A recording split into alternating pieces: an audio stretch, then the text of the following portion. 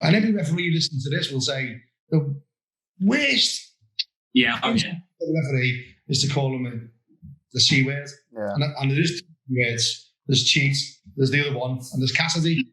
Can't use those PC words in football, I tell you. I'd be gutted if someone called me a Cassidy. I'd be gutted. There's people I said, oh my God, that's a Cassidy, isn't it? Bleeding sayings.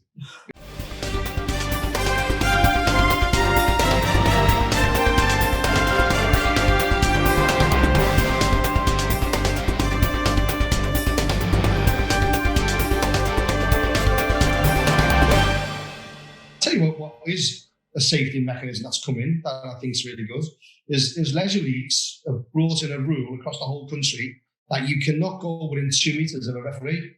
If you do, they'll send you off. That is a good rule. I'd like to see that brought in just in football, full stop. Why do you need to go closer than 2 meters? I mean, well, even when you're booking them, you know, 2 meters, you know, it's not that far. And I think when you brought that in, I thought, I'll start discussing that on our page. And I think, Dave, fundamental rule, when football comes back, leisure leagues have said no one needs to go anywhere near the referee 2 meters, unless he's obviously paying a match fee and stuff like that. Yeah. Legitimately, obviously, money, but there's no legitimate reason. And even now, leisure leagues are saying you want to go cashless completely for the same hygienic reasons. Mm-hmm. And I just think that's a great rule, Yeah, that is a really good rule. Like, I'm on board with that. That's something we could just put out there to the community and see if they agree as well. Just put a poll maybe and say 2 meters social exclusion zone around referees under the threat of a red card if it's broken. I like that.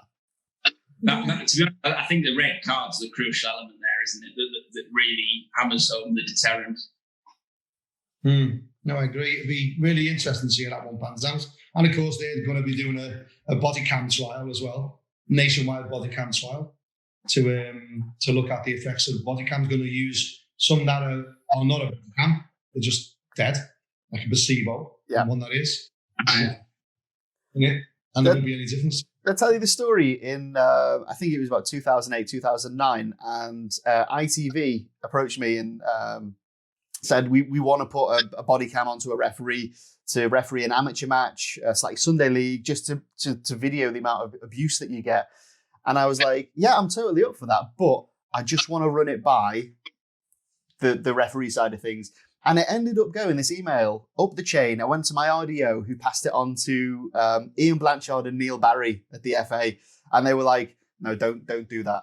Just absolutely do not do that. And I'm like, well, I kind of want to work in television. So this is a really good way for me to get in, like foot in the door sort of thing.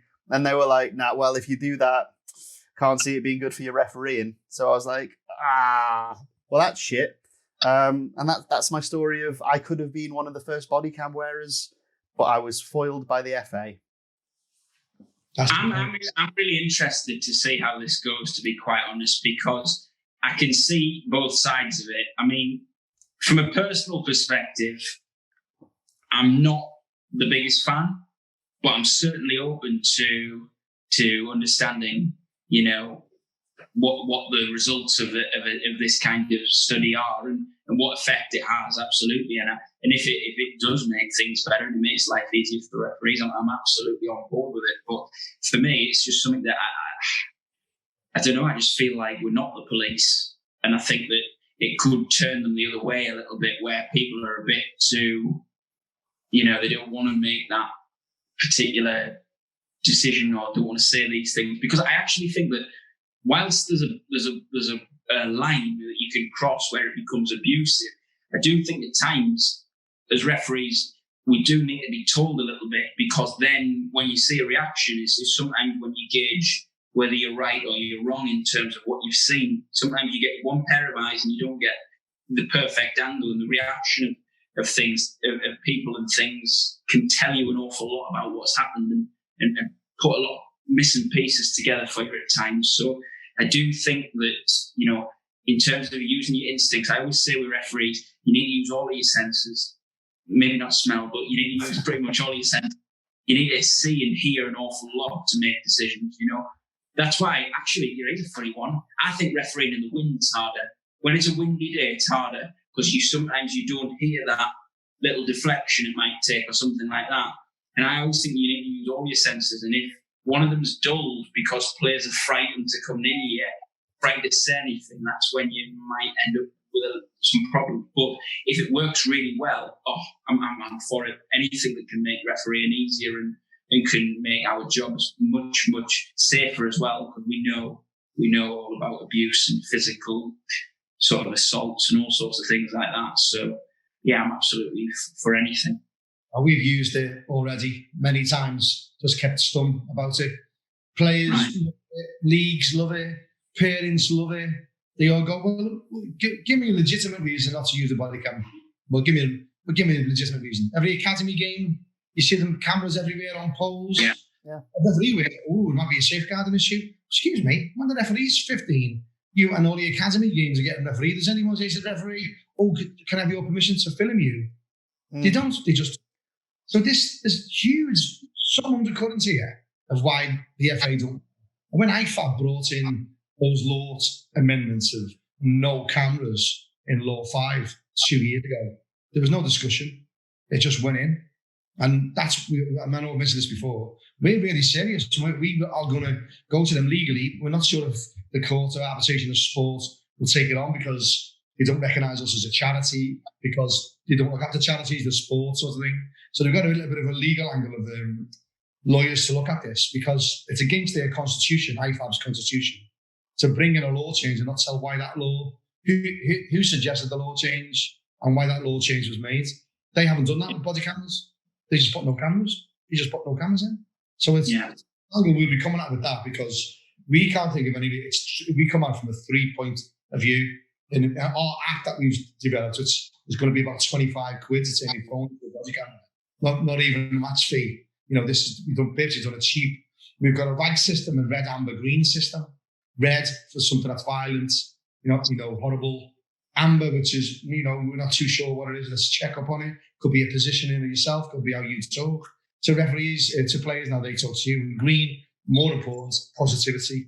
That player who picked up his opponents in the tackle, that kid who helped the opponents, who was crying because he got tackled. Positivity, positivity, positivity. There's 3 ways to look at a body camera. For some reason, the FA are not saying why they won't even do a pilot of body cameras. But they can turn around and say, it's IFAB law. But they just bring in coloured shirts for referees like that. That's a law. Bring in sin bins, or we can do a trial like that. They seem to be very, all these messages of Black Lives Matter, which is, it's something that people are against and people are for. Anything that helps anyone, I'm for. But there was no big problem just sticking a political message on the arm of the kit. But you try and put a body camera on someone, and you've got to go through all kinds of pilots. They just said, that's what we're going to do. Now, I think sometimes when the FA look at law changes and get around certain laws, let's be consistent. If you can just throw a Black Lives Matter logo on your arm, great message, not against it, but as any form of consulting with anybody else. But you can't wear a body camera. You can get done as a referee. I just think that's a point that's being missed. Yeah, you can't see the logic behind the decision, which is weird. I mean, there's 2 things that kind of jump out as to the reason why. And one is the time that David Ellery got mic'd up, took a load of shit from the players and did nothing. And then he got slated for doing one thing and saying another. So doing the one thing, which was not taking action when he should have, and saying, but you all on the parks need to red card if someone calls you a wanker or whatever. Yeah.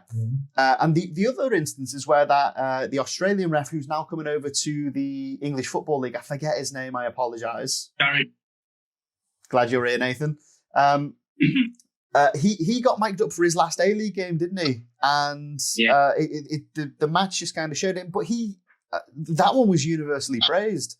So I think there's this dynamic shift. There's the 2 instances I can think of where someone got mic'd up.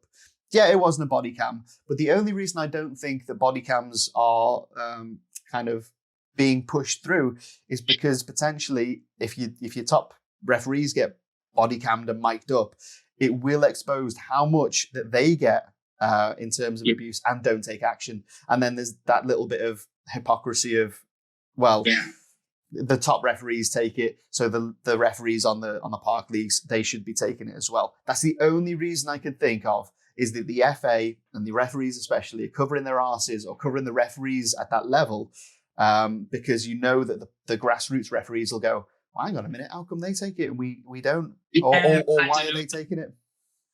I think we all know that goes on though at Premier League level, don't we? I think we all accept that we all know that as referees at grassroots level, we all know that, they're getting absolute sort of Fs and Jeffs and called every name under the sun. But I actually happen to think that again, it follows on from your point, is some referees, part of their successful match control is to maybe say some things that aren't totally by the by. I mean, my mentor said to me, something I'll never forget. He said, Nathan, you can say absolutely anything you want to anybody on this football pitch, as long as you don't swear at them. And I do think there are sometimes times that you've got to say things that you shouldn't say, but are good for the game in terms of the control. Yeah. And that's where, for me, you've got a bit of a problem, because if you're then going to be incredibly, very, very absolutely down the line, letter of the law, you're going to lose respect. That we know that there's problems with that. That refereeing with a bit of common sense is sometimes the best way to get the best marks and all that kind of thing. And potentially that is maybe one of the downsides of this. Yeah, I think I'll come back on both points for both of you here on this one. First one for you, Ant, when you say about the recording of the messages on the body camera, they're all recorded through the headsets anyway. That's how we heard about Gerrard. That's why we heard, so that's what they recorded. They wanted to prove at any point whatsoever, that there is or there isn't a problem with the way players talk to referees and vice versa, then just release the recordings of the headset communications, which is exactly what happened with Mr. Gerrard and what happened with I think Anthony Taylor, didn't he do it on a Charity Shield, where they ran through and you could hear them talking offside. There's that one being published of Anthony Taylor doing something. They're recording on the headsets. I think that's been one, Martin, with the first time they used VAR on the FA Cup final was Michael Oliver. They were recording on that one, yeah. It's all there. And you can tell most linos in the Football League and Premier League can tell you that some of them can be quite surprised how they talk to. Oh, yeah. And it's when, again, going back to when I had my job at Wembley as a coach, used to have an appraisal every 3 or 4 months. Can't even remember how often it was. And in the room would be David Ellery and Neil Barry. They were my sort of line managers. And I used to ask them about referees and what do you think of this guy, what do you think of that? And I started framing it a certain way to them that they found funny. Ellery didn't, but I just did it anyway because I knew it annoyed him. I used to say, this referee, he's a bit more like David Ellery than Jeff Winter. So everyone I talk to gets that. Yeah. Jeff Winter is a fella that'll be in the corner, drinking a pint of bitter, singing Rangers and Middlesbrough songs, having a crack. Let me get over there and have a pint with him. David Ellery will probably be in a wine bar, having a Chateau 1981. Do you know what I mean? And I think it's that sort of reach where you think, well, horses for courses. We used to say about when players are used to eating a McDonald's, don't give them an a la carte meal. Just give them the best McDonald's they've ever had. That's how you should reach. When you're in front of you, if they're playing a certain way and they're talking to you a certain way, why speak a different language to them? Yeah. That's where I sit. That's what I've always sit. And with David Ellery, when Tony Adams called him a cheat more than once, running away from a penalty call or a corner, more than, you're a cheat, go away, you're a cheat, go away. That's all he did. Now, and every referee listening to this will say, the worst referee is to call him the C word. Yeah. And there is 2 words. There's cheat, there's the other one, and there's Cassidy. Can't use those 3 C words in football, I tell you. I'd be gutted if someone called me a Cassidy. I'd be gutted. There's people out there, oh my God, that's a Cassidy, isn't it? Bleeding sayings. Cassidy, how do you get that? But it's good stuff. It's good to have that clock behind you. It does look like a halo. Yeah, Saint Nathan, what do you think? Well, I've never been called a Cassidy, and I hope not to be. Yeah, you have to really fuck up. You're going into that category of C words. Go back to what we said about A, B, and C. Great. Oh, yeah. The Cassidy word is probably the worst C word you can call anybody. Yeah. Oh, 100%. I totally agree.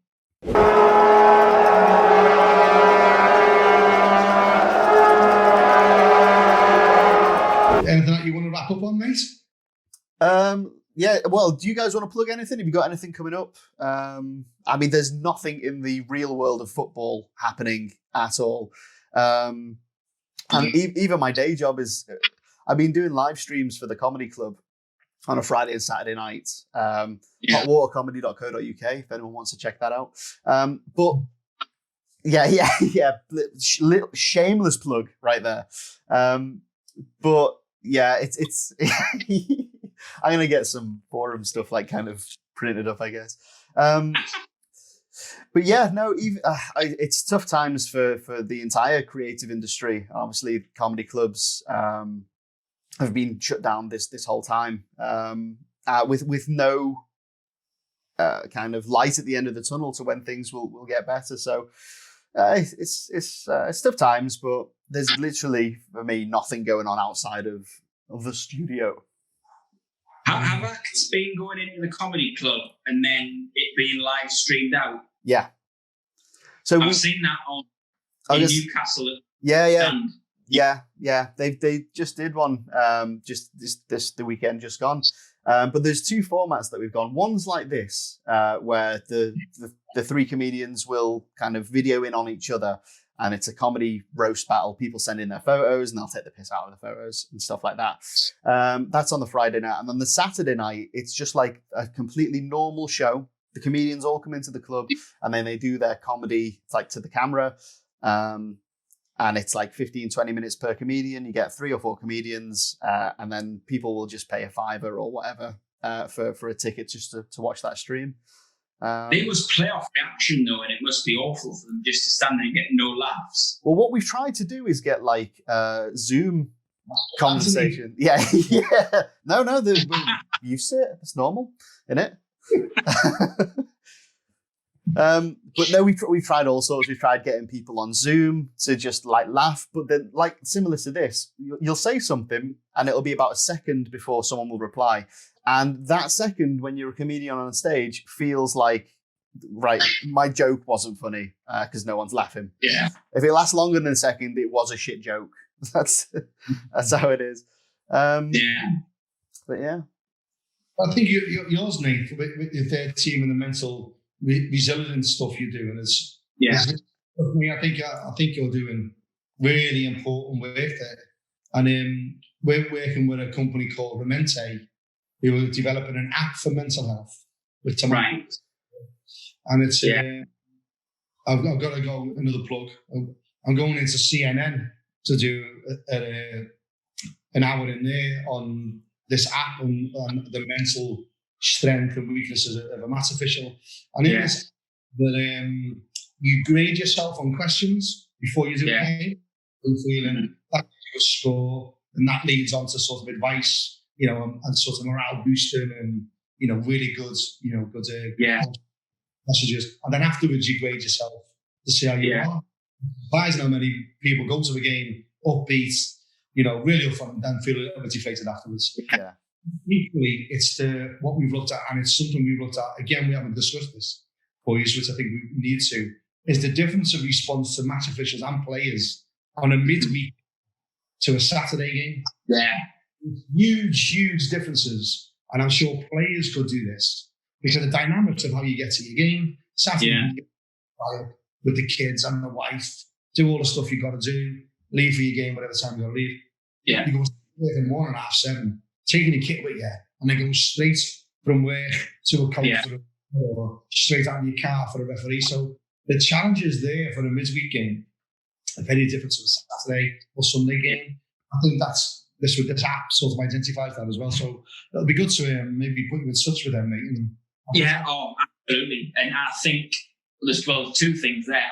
When I've done research pieces, when I did the research piece for the racism one, the racism blog I wrote, two wonderful interviews from I forget the name. He's a I think he writes for the Mirror, but he also works for CNN. And he's actually a black journalist, which is he's a black sports journalist, which is why I presume this is one of the real, articles that was really close to his heart because Darren, is it Darren? What's his name? Darren Lewis. Is it Darren Lewis? Darren Lewis. Is it Darren Lewis? Yeah. He did a wonderful interview with a black referee who I think's at level 3 or level 4, and he called him something like the black referee's graveyard or something. They call level 3 or level 4 because they're not getting above that level. And he talked in great detail about that. And he also interviewed Sanjay Bandari, who's the chair of Kick It Out, and he did some fantastic interviews with those two. And I think for that particular, those were two research pieces I watched that were video content that I think are really good, and I've seen really good stuff from CNN on that particular one. But then just going back to what you're saying also about that rating system of how you feel as a referee and things like that. I mean, you'd have seen last week that I announced the partnership that we've done with Ref Live in Australia.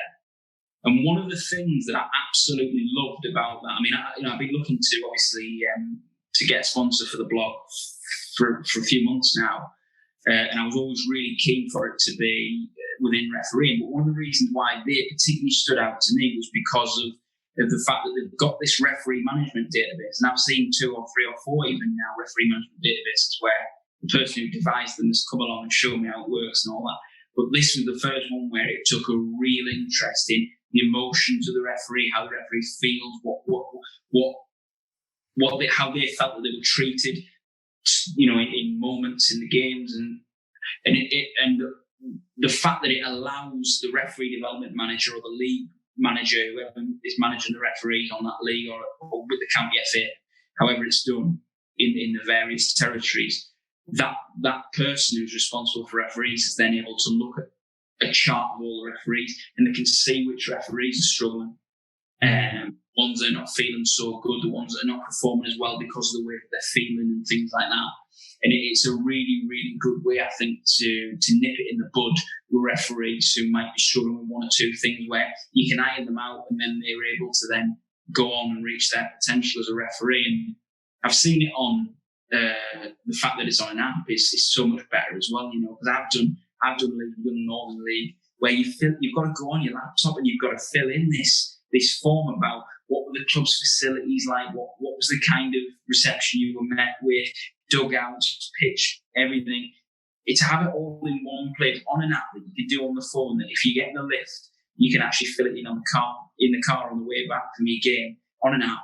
It's almost so easy. And it's just the fact that it's, again, as I say, understanding the well-being of the officials in one database that's easily accessible. I think it's a wonderful product that they've got. And I'm not just saying that because they're paying me money and sponsorship. I really, really definitely do buy into what they've done, and I think it's wonderful. And I hope that they do well, because as a referee, I'd like to be a part of that. Yeah, I've seen them. Yeah, I mean, they did them.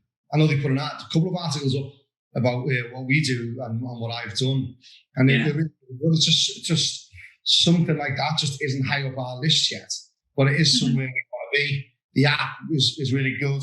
Remente, they bought a table for the Clattenburg dinner, which we're going to re-announce another date when we can. So, there is people out there. So I'll definitely put you in touch there, mate. See what you think. Yeah. Also, Ant, I think we need to do on this blog at some point, always have like a tip of the day for refereeing. We'll have to look at doing a tip of the day on our blog. Yeah, don't use coloured whistles. Brought to you by Ref Support UK.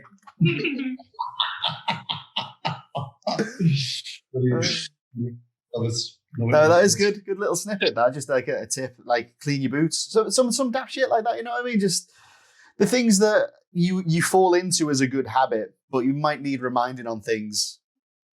Yeah. Oh yeah. Those is like the one that fundamental I always tell the referees and I coach is always look what foot the goalkeeper kicks with.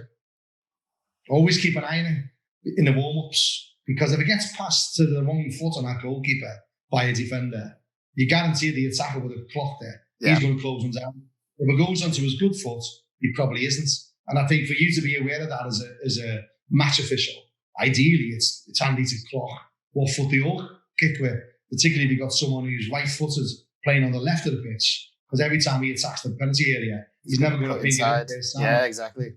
Because inside, if you're closing him down as a referee, you're going to get out of position. So we always, one of the tips that we always like to say to our referees is pay attention to what foot people kick with. Nice. That's a really good tip, that one. Yeah. Well, on that bombshell, to coin a phrase from Top Gear. That would be shit, Top Gun. It's run now to an hour and a half. So I'll wrap this up, stop recording, and then we can just have a little chat as well. So let's have a think how to outro this. So that is it. That has been Referees the Final Whistle with Ant, Martin, and Nathan. Thank you very much for watching. As always, all of the links to our social medias and websites are in the comments below. And gentlemen, thank you very much for joining this. As always, it's been an absolute pleasure. Thank you, Martin. Thank you, Ant. Great. Thanks, you too. And for you watching, wherever you are, thanks very much, and we'll see you next time.